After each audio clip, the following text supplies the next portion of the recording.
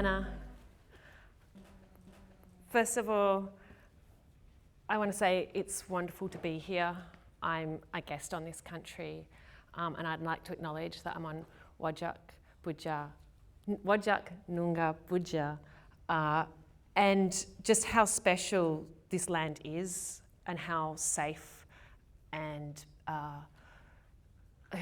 just held I feel by this Western Australian landscape. I'd like to acknowledge that this land feels this way because it's been cared for thousands and thousands of years. And I'd like to acknowledge the elders in our community who have gone through massive changes and have maintained and promote culture. And I'd like to offer my support to all First Nations people, emerging leaders, and cultural knowledge holders. I'm going to start with a really boring corporate-looking slide.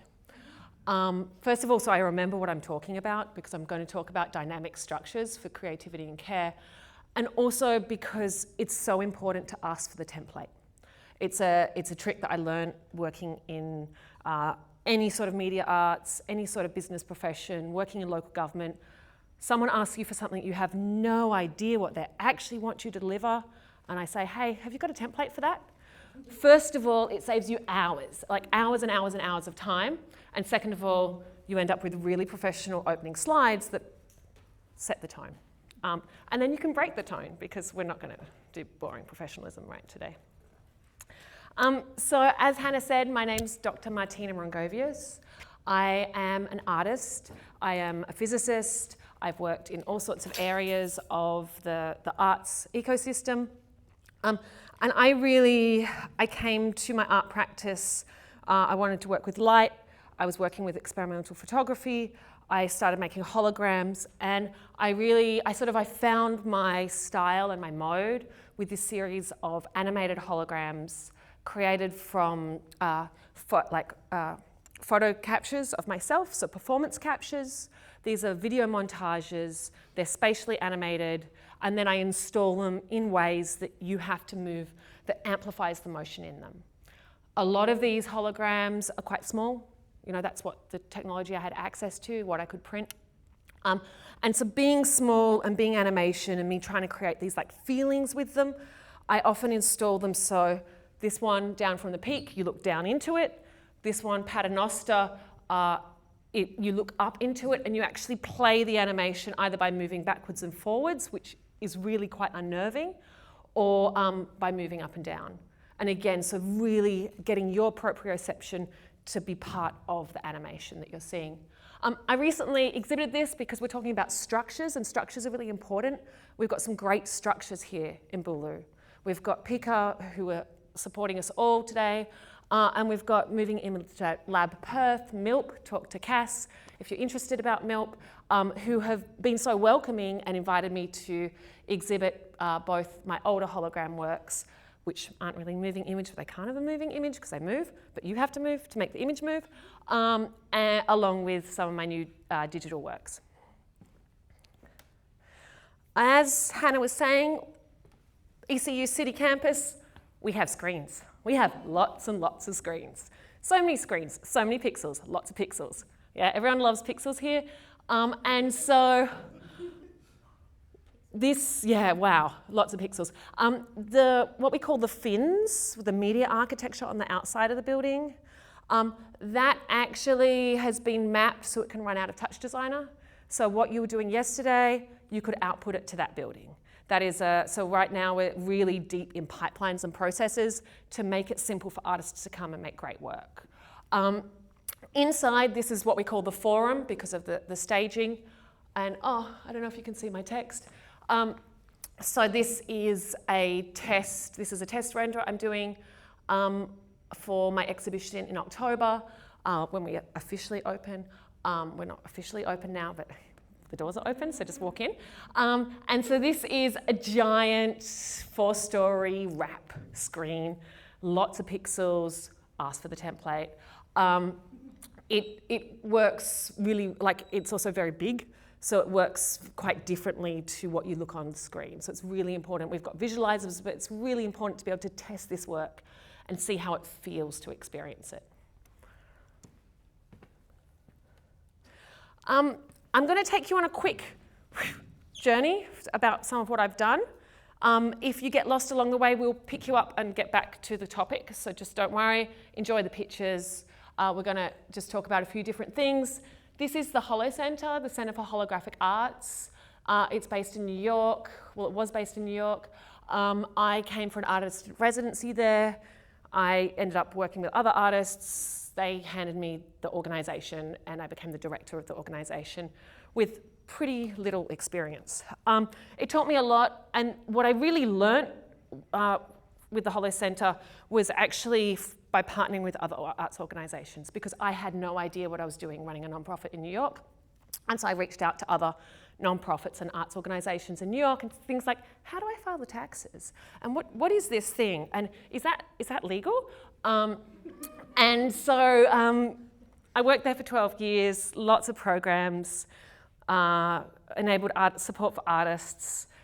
It was something. This exhibition, pretty proud of this one. This one I had $2,345 US, and I talked to an organization and got a bank, lobby, and vault that was sort of pretty much the size of Pika to do a very large exhibition. And then I begged, borrowed, I didn't steal any, but I did beg and borrow holograms from around the world. I drove up to the MIT Museum and borrowed things based on their size and the artist's name, because I knew the artist. That's the round one, Setsuko Ishii. I was like, I want that, it's round, it's Setsuko. And built a wall to make it look professional. My intern, her boyfriend's father had a vinyl cutter, and somehow we made it work. That building got sold because it's New York, and that's why we're in there, to make it look pretty. And so then we got offered, because it was so successful, we got offered a house on Governor's Island. And like many artists, you know what it's like. It's dirty, it's a mess, it's historic, you can't drill into the walls, things are falling down, but hey, it's prestigious. And so we did, I think, 5 years on Governor's Island, and it was such a different environment because in Long Island City, we had a bank vault, we had a speakeasy, we funded ourselves through alcohol sales. On Governor's Island, it was really broad demographic, weekend audience. We had to really think about how our programs could support us. So I did a lot more. I went into workshops, I did a lot of school tours, and it just took the organization in different directions. One of those directions was where I was getting a lot of support in New York was the tech startup world. And these were companies who were really eager to get their stuff out there. And so by partnering with different tech startups, I was able to access technology that would have cost thousands of dollars. For this project, this is Draw Within Water. This is 2019. Tilt Brush is kind of coming out. Magic Leap is on the horizon. Microsoft is trying to coin the term hologram for the HoloLens. And we're like, no, we're going to show you what artists do in this space. And so we designed this by getting, I don't know if you know the Star Wars game, Well, the Lenovo Star Wars game actually failed commercially, so you could get them really cheap. So we bought them secondhand Google Pixels, reverse engineered the SDK, and built this with a Vive tracker that they sent us for free, and then we bought a couple. And so it was very high-tech, low-tech, different points of access. We worked with Echo AR to create stickers and take home sea creatures, and then all the sea creatures in it were drawn by different artists in Tilt Brush. One of those artists ended up printing a series of holograms that was in another room, and so this was us sort of moving holography into the digital space. One thing, I think my research finding from this project is it worked really well. No one talked about being 13 to go into VR. It was 2019. We didn't think about that yet. So we were putting kids in these headsets for the first time, and they were heavy. So one thing that was really important is parents were actually holding the headsets for the kids up, and so and the kids were holding their parents' hands, and so it was really important that it was just single-handed control. This was before hand gestures weren't a thing then.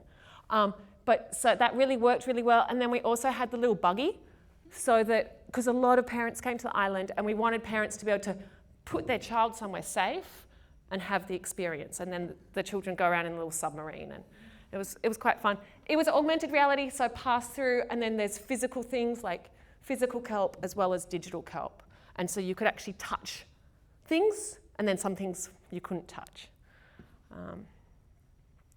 But then COVID happened, and I ended up in hotel quarantine, and I sort of thought, I looked around, and the arts in Australia seemed like, I was like, all these jobs?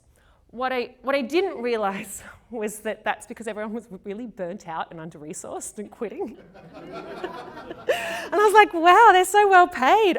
And then I was like, what do you mean 35 hours a week? That's not full time.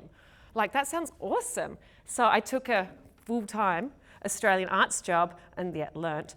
So I ended up at the Lake Arts Precinct, which was Lake Macquarie City's council's sort of initiative to go beyond a regional art gallery into a precinct model, redeveloping a sculpture park, building this building, the Multi-Arts Pavilion,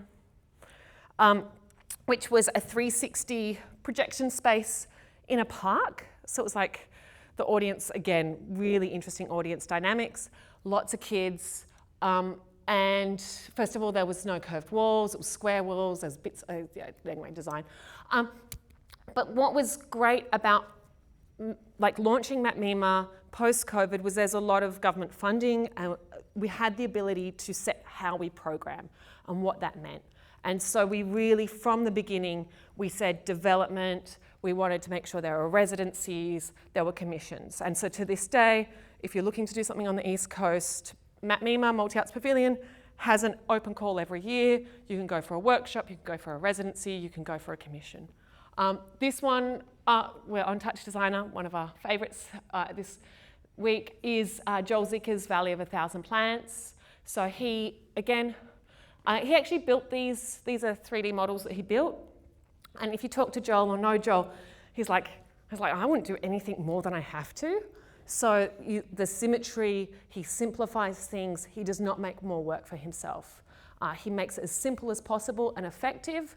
The interaction was really super simple. You walk towards the flower, it grows, they're on loop. People loved it. I do, in terms of the ecosystem, you find yourself working on all sorts of things. I do other things with holograms. So I've also worked with NASA, Cornell Tech, Savannah National Research Laboratory, City Tech University, International Stellar Research Group, and a bunch of other people who are in the space science community, looking at the role of holograms as we develop light sails. So right now, all the funding's going to the moon, so it's a bit, light sails aren't the hot topic anymore. But the idea of light sails, this is Breakthrough Starshot, is very, very small, like Voyager, but very, very small, tiny, tiny spacecraft, propelled by laser light. You send them out in swarms, you get your data back.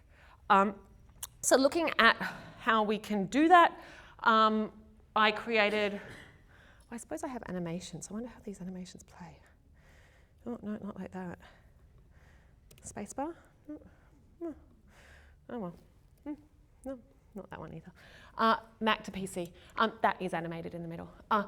So what I did was I created some holograms for solar panels that went on CubeSats. So if you're in the space science, CubeSats are 10 by 10 centimetre, very small satellites. They are what a lot of student research gets sent up on. With the Cornell Space Systems Design Studio, the design was to have one of these and it pops open and this little light sail pops out. So it's a novel way of deploying a light sail. You want it as light as possible. Bigger that gets, the more you can propel it. And I put holograms on it, kind of half for fun. Like a lot of space science is about drawing attention to the research and how do you get the research out there. But then also creating these multi-channeled, It's again animated in a way. So they've got light signatures. So as they rotate, they have these coloured signatures. So that if you were an alien hanging out on your alien planet and you saw something coming along, you'd be like, red, green, blue, red, green, blue, red, green. That's not natural. You'd know it's an artificial object, and you'd know it comes from this awesome human race that likes multicolours. So that's sort of where my space science work was going. And I thought it was really funny because I realised that the CubeSat, the light sail, actually looked like an artwork of mine from 2009, which is a map of here and there, which is a hologram that's put together with sticky tape. And this is, sometimes you have to disrupt expectations. Holograms are precious, you don't touch them. You know, they're a pain to make, they're expensive. And then to make one as a map with sticky tape and then hand it to some collaborators to take to Sardinia to install for you and document was kind of like, that was the fun part. But I say that, like that disruption thing, because as Patron was saying, like, you know, you spend a lot of time explaining culture. I spend a lot of time explaining technology. And, you know, you'd never want someone to walk into your installation, your artwork, and be like, oh, how does it work? And like, you haven't experienced it yet. You haven't looked, you haven't, why can't you engage with this without kind of like deconstructing it? But at the same time, like, I understand that like when someone sees a hologram for the first time, they don't know how it works. This is foreign to them. They want to sort of have an understanding. And so I always sort of like add little clues into my artwork. I'm giving you a clue here. This is me making a hologram. This is the piece of glass is what I make the hologram on. Making a hologram of this thing, which, resolution's a bit low. Shine the laser light through. It hits the object, hits back in the glass. I got my 3D object. Done, explanation. But for me, that's like 3D photocopying. I'm not interested in like just capturing objects. What I want to do is capture animation. I want to capture liveness. I want things to be dynamic. And so I started animating my holograms. And so this is one of my dragonflies, and I've got my dragonfly here today. I might bring it out later. And it's an animation so that as I scan my hologram with a laser, I can project my dragonfly. This is a really this is a big animation. There's 3 frames, 3 recordings in this one. But it feels alive, and that's what I'm going for. Oh, that was if I was going to project it on the screen, but we're not going to do that right now. And so with this animation, I also became really interested in some particular aspects of animation. And one of them was inflection points and proprioception. And so I'm kind of slowing down right now because we're at an inflection point. And this was an installation called Jumping Jellyfish. And so I put a trampoline in the middle. You go on the trampoline and you jump. And as you jump, you animate the holograms. And as you go up, the jellyfish go up. And as you go down, the jellyfish go down. And then everyone watches you. So great. It's a great installation piece. Super fun. I think I wrote about it in my PhD. It was like research. And if that played as an animation, no, I don't know. If I could play this as an animation, I would. It is a piece that I exhibited at Wallace Gallery for The Foreign Within. So some of you may have seen this piece. It was just down the street. And this was part of my work. I started to sort of think about, well, what happens when I collect everyone's perspective? So a hologram takes sort of an area of perspective, but what if I get everyone's perspective, and what happens then? And so I went, it was early Facebook, so I put a call out on a Facebook event, and I said, turn up with your digital camera. And we went through Melbourne and we made choreographed formations throughout Melbourne. I then took everyone's photos with the SD cards while handing them drinks at the end, and mapped them by hand because they're all different things and none of that stabilization stuff that we all have now was there. So I mapped them by hand into holograms and created a series of holograms. And I'll have to just exhibit them again so you can see them. So what was interesting about this one, so you're moving, it's called Figure 8 on Drummond Street, and you're moving through 26 perspectives.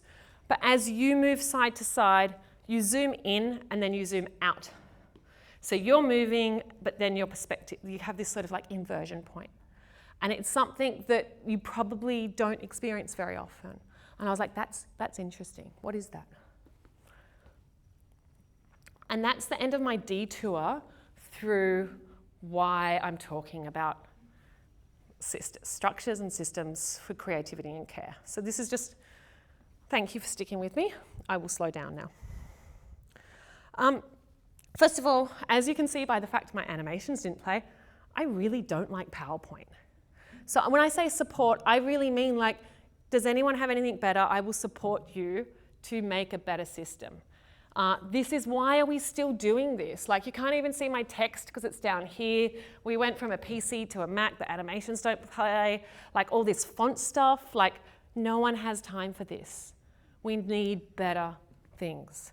But then people come along like Queer PowerPoint. Has anyone been to Queer PowerPoint? Yeah, it's awesome. I am still working on my level to get to Queer PowerPoint status. They use every single effect there is.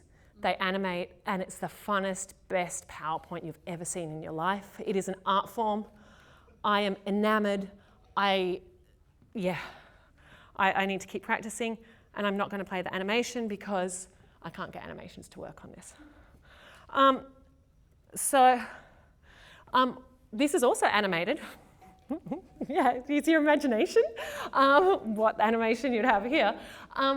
And so, inspired by Queer PowerPoint, so obviously total fail on that department. But what we'd like to do today is we're gonna use another sort of structure. And we're gonna use a structure for a discussion. We're gonna leave here and we're gonna get into groups and we're gonna have a discussion. And there's a very particular, let's see if it's my next slide. I'm gonna go for this one for a second. We're gonna use a system called the hologram. So I really like it because it's like, what is the hologram? We're talking about different types of holograms now. But the reason I got connected with Casey Thornton and the Feminist Economics Department and this type of hologram was because it was called the hologram. And then they wanted to talk about holograms and I wanted to talk about holograms and we're talking about different sorts of holograms. And then we started talking about what was similar about our types of hologram practice. Yeah, you staying with me? We're going to do a bit of juggling here. Okay, so the hologram, Casey Thornton's hologram, not my hologram, is a peer-to-peer health monitoring and support tool inspired by the work of social solidarity clinics in Greece. Yeah? And so we're at the point of system collapse. Systems are falling apart around us. We are fairly lucky in Western Australia in terms of like health, well-being, networks, community. The rest of the world is not doing so well. Greece collapsed economically years ago. They went bankrupt. There was no healthcare. There was no way that things were working. Things broke. And when things broke, the interesting thing is that people come together and they find ways to fix them and they create new structures. And so the hologram came out of these solidarity clinics where people would come in and they'd come in and as a patient, as what we call the hologram, and they'd be just asked questions. And in empowering someone, because we are the experts in our careers, we are the experts in our practice, and empowering someone to answer those questions often created the healthcare and provided the services they need. It found them the path, what that was. There was a way of sharing resources and information. So we're gonna look at these three ideas. We're in a professional space. We're going to talk about our practices. We're going to talk about our projects. We're going to talk about the things that we're having trouble with. We're also going to practice asking for help. I know it's like, I'm of the generation you don't ask for help. You just, it's a hard thing to do, but it's a really important thing that we can do with each other as a community. So these are the ideas that we're going to come to, and I'll get back to these. But I went into, where was I? I was in something. Yeah, I forgot what program I was in. And I searched care, and this is what they gave me for care. I'm like, yeah, no, doesn't cut it. But the reason I was searching care is that in the arts, professionally we encountered this role of care all the time when we work with curators. And this is the word curator actually comes from the word care, and it is this engagement that we're very familiar with. We do it when we've got mentors, we do it in these processes. I looked up curator. Yeah. I'm also Bunnings Power Past. You can't be an artist, so, I don't know. We have work to do. As an industry, we have things that we need to do. We have networks to form. We have to develop better systems. So a curator is a guardian, or a superintendent. Okay, cool.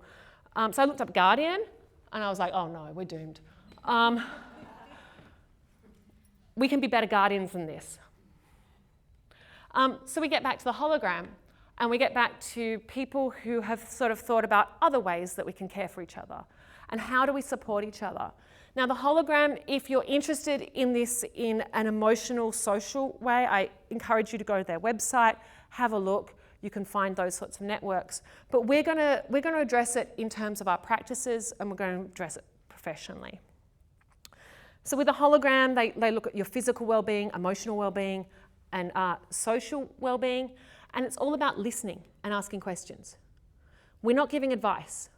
We don't need to give advice here. What we need to do is ask questions so that people can find their way. I think that was advice. So we're going to take 3 ideas. We're going to take accountability, which I think is really important, accommodation, and amplification. When I'm talking about accountability, I'm going to get back to Tyson Yunkaporta and Right Story, Wrong Story. Has anyone read this? This book is phenomenal. I highly recommend reading it. I made my gecko as based on this book, and I read this 2 years before I made the gecko. But he really talks about intention setting, and that even we come across this all the time in media arts. We can get the output, but we've done it the wrong way. We've burnt out our tech designer. We've used a cheap product that we know is dodgy. We've supported something that doesn't suit our ethics, but hey, we delivered. We're burnt out. We're underpaid. It's not right. It's not we're not going about the right path. And so he talks about this in this book. And so when I was learning Unreal Engine last year, I started by making a gecko.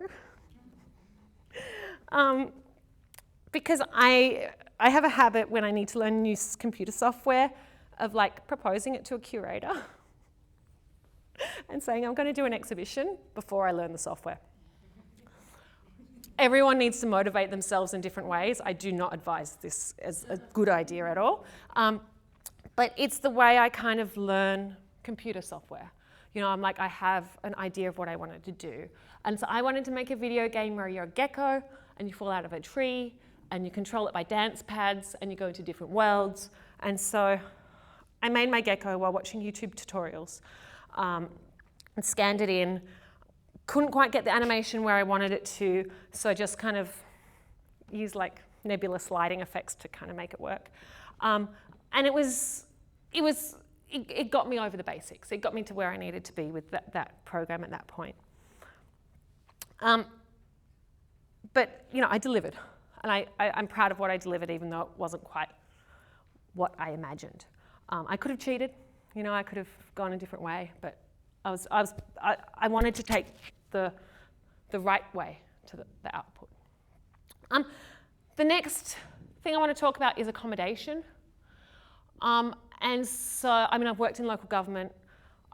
We all talk about accessibility. We all tagged all of those photos for AI for years. We did that. Yeah, thanks, marketing.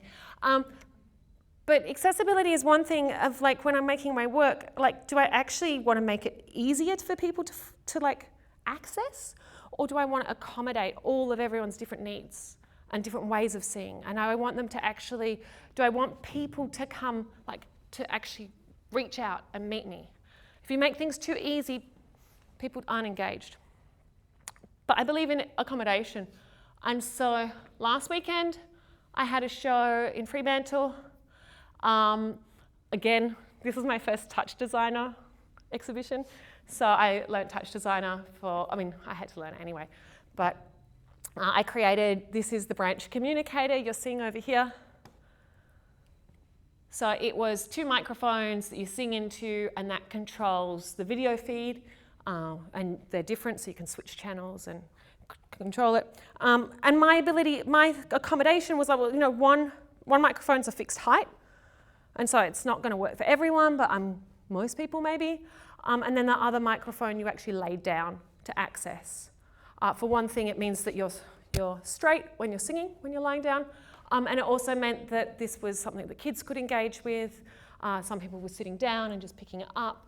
And so that was my way of accommodating.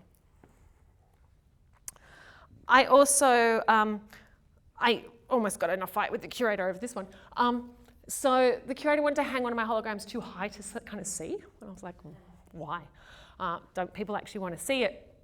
And it was a hologram of this pinhole fence project. And the pinhole fence project, like for me, this image is a clue about how I made this project. This is my pinhole camera. Pinhole cameras are a clue about how holograms work. So I'm trying to while I'm not making it easy and I might not be explaining everything, I am giving clues and I'm trying to accommodate different ideas and bring people into my process. I installed this in 2006 in New York, and I cut a hole in the fence and I hung it. Jean is really short. I hung it so that someone who even is as tall as Jean could walk right up and see the hologram.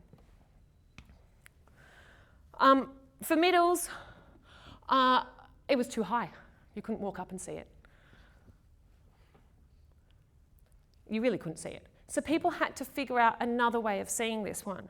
Some people jumped, some people pushed the fence, and this enabled everyone to actually see it and engage with it in another way. And the accommodation happened because of the people in the gallery encouraging this behaviour. That was the accommodation. Had we just left it and given no instructions, it wouldn't have been great. But by activating it in this way, we enabled something that was more interesting than the first time I installed it. The last sort of topic we're going to talk about is amplification. And amplification, again, is so important in these communities where we're trying to help each other build up our practices, where we've got voices to share, these sorts of things. I really see myself, I do a lot of teaching. A lot of that has to do with amplification.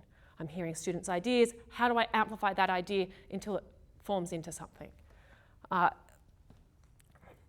I'm using my stage right now to amplify an idea that was made over at Pika. So Geordie's in the audience today. This is an exhibition opening next week. You should come along. I'm amplifying. No worries. I love amplifying. Out of all of those, I find that amplification is probably the easiest. It's it just gives you such pleasure to amplify other people's work. So we're going to do something called the hologram. My clock's also gone blank. So how am I doing?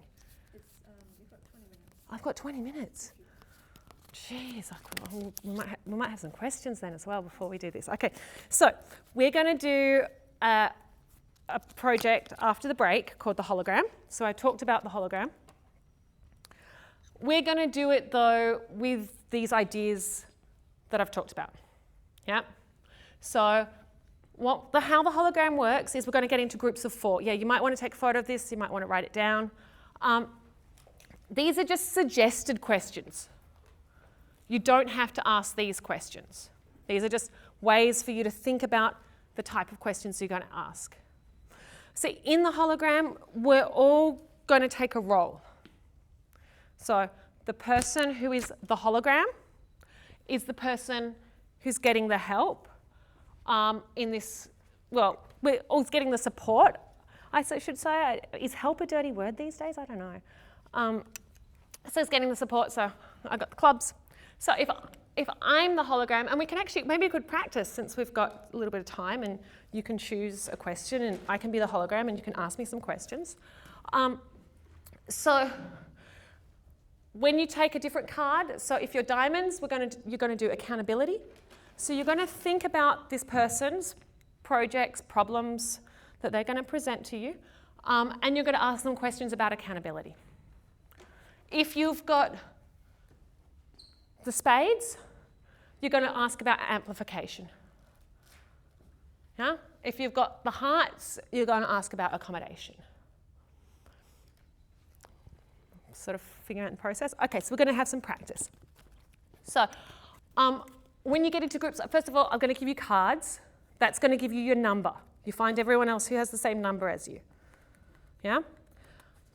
You can then sit down in your group, and I want you to all share something, like we're sticking professional, so ideally, share something that professionally, career-wise, maybe it's a tech problem, maybe it is something like kind of sort of personal that's stopping you get to where you want to in your work. Share something that you kind of think you need help with, yeah? I then want you as a group to decide who you're going to help first. Who's going to be the clubs first, yeah? Clubs is awesome. I almost wore my clubs dress, but I forgot. April was wearing her hearts earlier. I was so excited. So you can then decide, and you can also swap cards. So don't feel like just because you've got a card, if you really want to talk about amplification, you can swap cards. You can also, after you've had a go of one person, if you've got time and you want to do another person, you can all swap cards again. So it's good to try the different roles, yeah? It's always a little bit confronting being the hologram and asking for help and being asked questions, but it's a good confronting. It's a really great way of listening and supporting each other. So we're going to give it a little practice. I'll be the hologram to start with, and you know, in my practice, one of the things that I really struggle with is probably like learning new technology. I get to a point where I need to collaborate to make it interesting. I am moving from, you know, working with lasers, which I still love working with lasers, into, you know, working on these big screens, making sure these systems and pipelines make sense. I'm constantly also concerned, you know, I'm concerned about like that tension of my work, you know, that I am using these resources. I've had to teach AI. I've like had issues with like having to use AI, but it's like it's this tool that's there. I've actually told myself I wasn't going to talk about AI today, and so you know, and I struggle sometimes with like how much to explain my work. You know, how much of the, you know, I've got a technical background. The technology is really important to me, but finding that sort of spot of, you know, do I give you, like, should I list the computer programs that I'm using? Do I list, you know, what is the sort of right amount of information to share? So these are some of probably the professional issues that I'm facing right now. And so would anyone like to volunteer to ask me a question from one of these? How do you set your intentions when coming up, or like in the process of making art? Yeah. So how do I set my intentions? I mean, with the gecko, so even though like I was using the physical making as like an intention setting tool, that's just a tool. But this project actually happened because I was coming home one day and there was a gecko at my front door. I just moved to Fremantle and I was just like amazed. Like to me, geckos are magical. To me, I was in the city. And then I notice. So that's how I set my intentions. I notice things. So then I noticed that every day I came home, I looked for the gecko. And I realized that action of looking was so important, and it was something that I wasn't doing in a lot of my other work. You know, we get all these screens, we get all this information, and we stop looking. And I was like, wow, how, like, it's almost this precious gift that this little gecko has given me. I never saw the gecko again. Looked for the gecko. Made the gecko, built a game for the gecko. Yeah. But the real gift that that gecko gave me was it taught me to look. And so, like, with the branch, that's like, I feel like with my art, I actually joke that I feel like really good art hits you in the head. I actually got hit by a branch in the head, and I made the branch communicator. I actually physically trip over my work, you know, and I'm like, I mean, that's how, you know, kind of walking along, I'm like, oh, that's the thing I have to make. But to be in a mode where I'm paying attention to that, I could have just got angry that I got hit in the head by a branch. Instead, I actually left, and the next day, I actually went back and got the branch. I was like, I have to find the branch, you know, like it gave me something. So that's how I kind of set my intentions for the work. Have I got another question? What do people need to know to support you? Yeah, that's a good one. So they need to know I get excited and can talk too fast. Yeah, they may need to know my New Yorker can come out and they need to interrupt me sometimes. But I like clear instructions. You know, I like the template. You know, if I want, Letitia, I was like, can you send, I asked for a picture of the room. I wasn't going to use slides today. I was like, oh, I don't want to use slides. I hate PowerPoint. I don't want to make a PowerPoint. Why should I make a PowerPoint? Like, ugh, you know, really? Like, I make art, I don't make PowerPoints. Like, other people make PowerPoints, they make great PowerPoints. Can I use somebody else's PowerPoint? But then I saw the picture of the space, and I was like, oh, it's just a big screen. I'm like, oh yeah, I make screen-based work. So I need information, and I need really clear information. I need to know, if it needs to run by this date, I need to know that stuff. So then I can plan.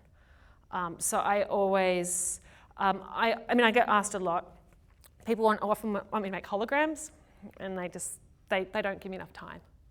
And so I'm like, that's great. No, that's not possible. You know, so it is that thing of if you want to do something, information and really clear communication at that early stage. Someone else want to have a go?